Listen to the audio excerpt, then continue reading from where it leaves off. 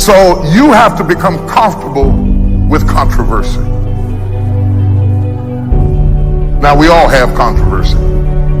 But before you take the lead, you have to become comfortable with controversy. And what I love about God is that God will expose you. I got to come all the way down here. God will expose you to controversy on this level. So that, the only reason you're getting it on this level is so that you'll get tough enough to handle the controversy on this level.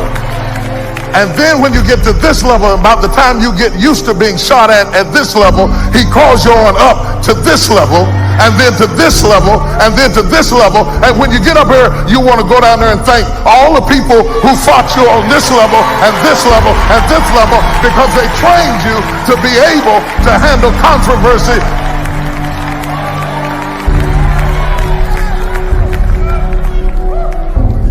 God is preheating the oven, getting you ready so that you are now comfortable with what you are called to do, because controversy is part of the call.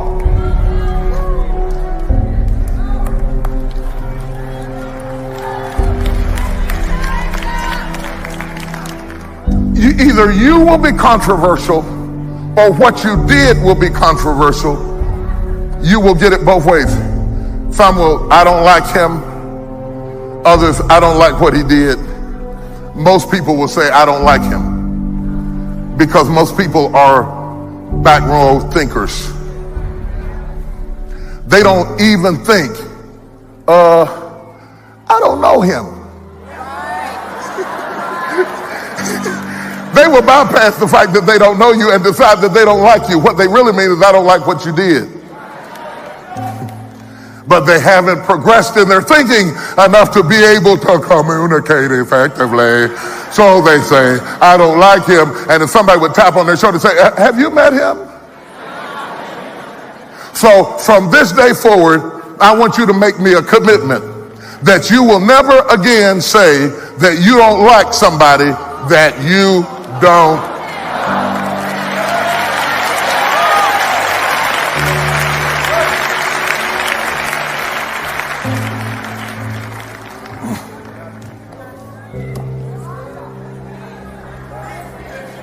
Controversy is so much a part of leadership. When I think of illustrations, I could think of some contemporary ones. All you have to do is look at the election and you can see that controversy is a part of leadership. But I won't use that one. I'll use Moses.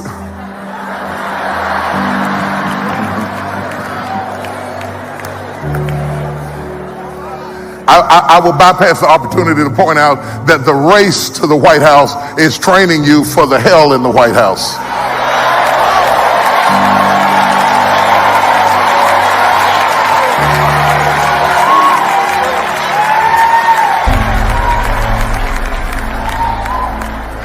Just because you're trying to do a good thing doesn't mean that you're going to be recognized for doing a good thing. And so as you moved into leadership, I want to get rid of that sensitive heart that you have from being on the back row and toughen it up a little bit to understand that not only will you have controversy from the people on the outside, but also the very people that you're trying to help will be fighting you while you're trying to help them. If you don't believe that, ask Moses what happened to him when he started leading the children of Israel out of Egypt, trying to save them and save their situation. He got more grief from the children of Israel than he did from Pharaoh, because often the people you're trying to help the most will be fighting you the most. I can't believe he brought us out here to die. He should have left us alone, kept us back there in Egypt where we were, kept us comfortable, kept us safe. And all the while he's trying to save them, they're trying to destroy him. He doesn't know what he's doing. He must be crazy. And you're trying to help people that are hurting you, and you're fighting off this over here, and you're trying to fight off them over there, and all of that you must become comfortable with if you're going to be a leader.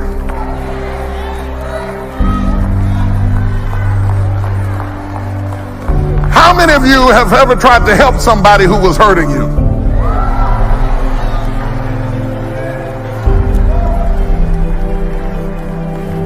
In fact, Moses becomes a good illustration of it, but as a leader, you need to develop the weaponry of Nehemiah. Nehemiah is a great illustration of great leadership because Nehemiah is building back the walls of Jerusalem, which is helping the people of Jerusalem while he is being fought on every side. And he begins to build the wall with a trowel in one hand, a trowel. But you cannot become so distracted by what you are called to do that you don't have a sword in the other hand to fight the people who are trying to kill your destiny. So you got to have a two-handed approach to leadership, building with one hand and fighting with the other. I got something for you this morning. I got something for you that's going to change how the rest of your year turns out. You can't stop building and just become engrossed in fighting, and you can't stop fighting and become engrossed in building. That's why God gave you two hands. Build with one and fight with the other.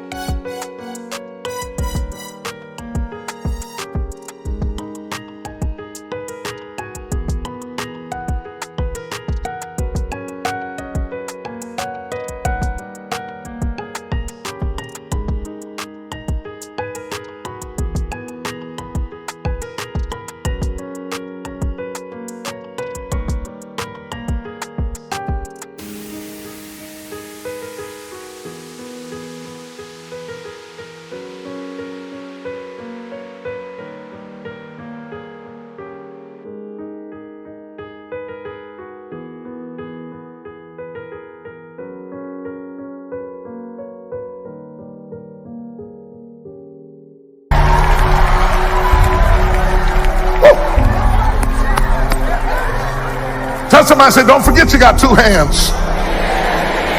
Don't forget you got two hands. You got two hands. You can't stop building and you can't stop battling.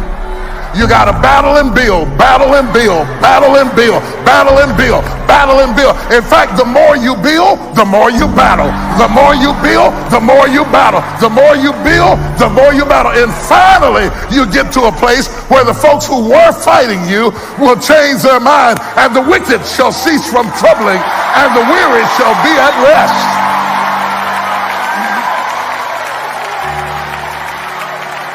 Tell somebody, say, I'm almost there, I'm almost there, I'm almost there.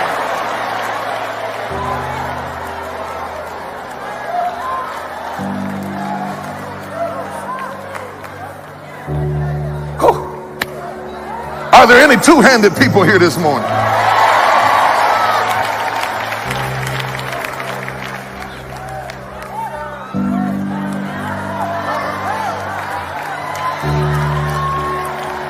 To him whom much is given, much is required. You cannot build anything that won't bring a battle. And if you're going through a battle right now, it's only because you're building something. Because people don't fight people who don't build. They'll only fight you.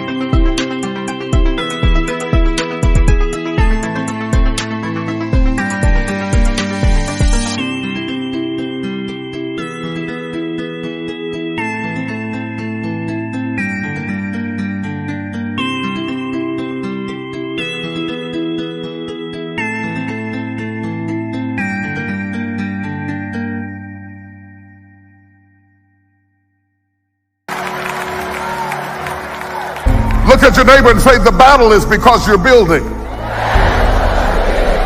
If you weren't building anything, nobody would battle you. If you weren't going forward, they wouldn't fight you. But the more you start building, the more you got to battle. Think it not strange that these trials have come upon you. This is a part of your job.